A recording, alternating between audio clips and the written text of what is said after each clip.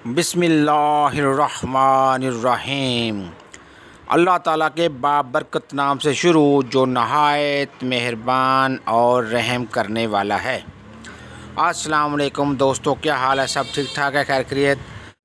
मोहतरम नाजरीन, इस वीडियो में बताया जाएगा कि ईद उल अज़हा के मौके पर कुर्बानी करना क्यों ज़रूरी है, कुर्बानी करने से क्या अजर व सवाब हासिल होता है और कौन से 3 लोग हैं जिनकी कुर्बानी कबूल नहीं होती। नहायत मालूमाती वीडियो है, गुजारिश है कि इस वीडियो को आखिर तक ज़रूर देखिएगा। नबी करीम सल्लल्लाहु अलैहि वसल्लम से एक दिन सहाबा कराम रज़ियल्लाहु तआला अन्हु ने दरियाफ़्त किया कि या रसूलल्लाह सल्लल्लाहु अलैहि वसल्लम, बताइए कि ये कुर्बानी क्या है। तो नबी करीम सल्लल्लाहु अलैहि वसल्लम ने इरशाद फरमाया, ए सहाबा, ये कुर्बानी तुम्हारे दादा सैयदना हज़रत इब्राहीम अलैहिस्सलाम की सुन्नत मुबारक है। ये सुनकर सहाबा कराम ने मज़ीद पूछा कि या रसूलल्लाह सल्लल्लाहु अलैहि वसल्लम, फिर इस पर हमें अजर व सवाब क्या मिलेगा और नेकियां कितने मिलेंगी। तब नबी करीम सल्लल्लाहु अलैहि वसल्लम ने इरशाद फरमाया कि जिन जानवरों की तुम कुर्बानी करोगे, इस जानवरों के हर एक बाल के बदले तुम्हें एक नेकी मिलेगी। नबी करीम सल्लल्लाहु अलैहि वसल्लम की इस हदीस मुबारक से ये बात मालूम हुई। और ज़रा हिसाब लगाइए कि कुर्बानी के लिए कितना बड़ा जानवर होगा और इसके ऊपर जितने ज़्यादा बाल होंगे तो इस जानवर के एक एक बाल के बदले एक नेकी के हिसाब से नेकियां भी ज़्यादा मिलेंगी। मोहतरम नाज़रीन, प्यारे नबी करीम सल्लल्लाहु अलैहि वसल्लम ने एक दिन अपनी प्यारी बेटी सैयदना फ़ातिमा ज़हरा रज़ियल्लाहु तआला अन्हा से इरशाद फरमाया कि ए मेरी बेटी फ़ातिमा, उठो और कुर्बानी के जानवर के पास रहो, यानी आपके नाम का जो जानवर अल्लाह ताला की बारगाह में कुर्बान होने जा रहा है तो इस जानवर के पास रहो। ये इरशाद सुनकर सैयदना फ़ातिमा रज़ियल्लाहु तआला अन्हा ने वजह दरियाफ़्त की कि ए अब्बा हजूर, इस में क्या हिकमत पोशीदा है कि मैं अपने जानवर के पास रहूं। तो ये सुनकर नबी करीम सल्लल्लाहु अलैहि वसल्लम ने फरमाया कि ए बेटी फ़ातिमा, इसलिए कि इस जानवर के खून का पहला कतरा ज़मीन पर गिरते ही अल्लाह ताला तुम्हारे तमाम पिछले गुनाह माफ़ फरमा देगा। नाज़रीन करीम, इस हदीस मुबारक की 2 फजीलतें उलमा कराम ने बयान फरमाई हैं। पहली हिकमत जो इस इरशाद से मालूम हुआ कि नबी करीम सल्लल्लाहु अलैहि वसल्लम ख़ुद को और अपने औलाद को अल्लाह ताला के बारगाह में इंतहाई आज़ाना अंदाज में पेश करते हैं, वरना सैयदना फ़ातिमा रज़ियल्लाहु तआला अन्हा तो वो मासूम हस्ती हैं कि जिनकी सारी ज़िंदगी गुनाहों से पाक मुबर्रा है, तो इसके नामा माल में तो कोई गुनाह मौजूद ना होगा जिनकी माफ़ी मकसूद थी, बल्कि ये सिर्फ़ और सिर्फ नबियों के सरदार रहमतुल आलमीन सल्लल्लाहु अलैहि वसल्लम की आज़ी को ज़ाहिर करता है। दूसरी हिकमत तब मालूम हुई जब सैयदना रज़ियल्लाहु तआला अन्हा ने नबी करीम सल्लल्लाहु अलैहि वसल्लम का इरशाद मुबारक सुनकर दरियाफ़्त किया कि या रसूलल्लाह सल्लल्लाहु अलैहि वसल्लम, क्या ये फ़जीलत सिर्फ़ हम अहले बैत के लिए है या तमाम उम्मत मुसलमा के लिए है। तब नबी करीम सल्लल्लाहु अलैहि वसल्लम ने इरशाद फरमाया कि ये फ़जीलत और ये इनाम पूरी उम्मत मुसलमा के लिए है। सुबहान अल्लाह, क्या बात है। मालूम हुआ कि जब कोई शख्स अल्लाह ताला की राह में जानवर कुर्बान करता है तो इस जानवर के जिस्म से खून का पहला कतरा जब ज़मीन पर गिरता है तो अल्लाह ताला तबारक ताला इस खतरे के साथ ही इस शख्स के तमाम पिछले गुनाह मिटा देता है। प्यारे नबी करीम सल्लल्लाहु अलैहि वसल्लम ने इरशाद फरमाया कि जो शख्स अस्तात होने के बावजूद और कुर्बानी की गुंजाइश होने के बावजूद भी कुर्बानी नहीं करता, माल भी है, दौलत भी है, पैसा भी है और सब कुछ है, फिर भी अगर वो कुर्बानी नहीं करता तो वो हमारी ईदगाह में हरगिज़ ना आए। सैयदना इमाम जाफ़र रज़ियल्लाहु तआला अन्हु लोगों की वाज़ और नसीहत फरमा रहे थे, दरस कुरान दे रहे थे और कुर्बानी की फ़जीलत और कुर्बानी के मसाइल बयान फरमा रहे थे।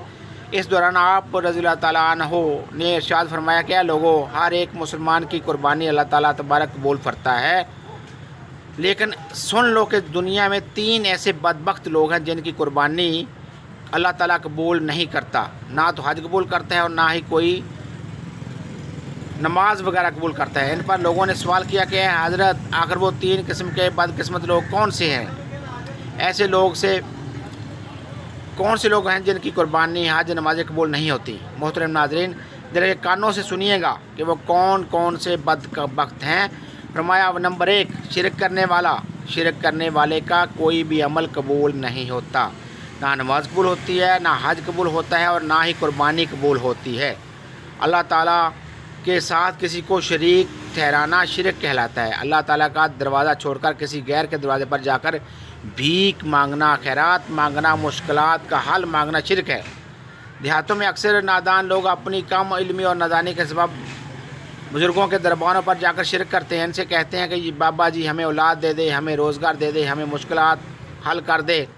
ایسے نادانوں کو یہ بھی معلوم نہیں کہ وہ کتنا بڑا گناہ کر رہے ہیں۔ ایسے نادان کی آوازاری کو سن کر قبر میں پڑا اللہ کا نیک ولی بھی ایسے شخص پر لعنت کر رہا ہوتا ہے۔ ایسے بزرگ بھی یہ کہتے ہیں کہ او لعنتی انسان، میں تیرا خدا تو نہیں، تو کیوں مجھے فرعون بنا رہا ہے؟ جس خالق حقیقی کے در پر میں اپنے سر کو جھکاتا تھا، جس سے میں ساری زندگی اپنی تمنائیں خواہشات مانگتا تھا، جس سے میں نیکی کی طاقت و توفیق مانگتا رہا تھا، تو اس پر رب سے کیوں نہیں مانگتا؟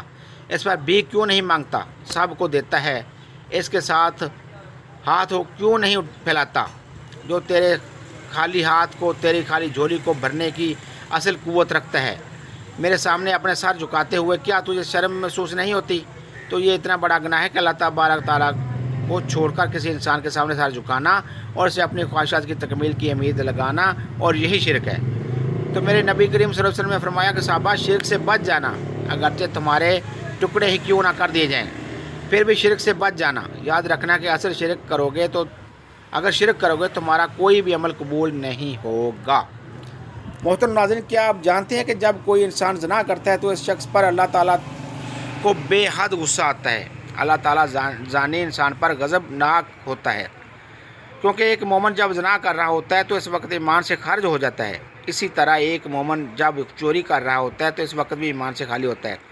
اس لیے اللہ تعالیٰ ایسے انسان سے غضبناک ہوتا ہے۔ مومن جب جھوٹ بول رہا ہوتا ہے، جب سودی لین دین کر رہا ہوتا ہے، جب نماز ادا نہیں کر رہا ہوتا، تو ایسی صورت میں اللہ تعالیٰ تبارک تعالیٰ انسان پر غضبناک ہوتا ہے، لیکن اتنا نہیں ہوتا جتنا شرک کرنے والے پر ہوتا ہے۔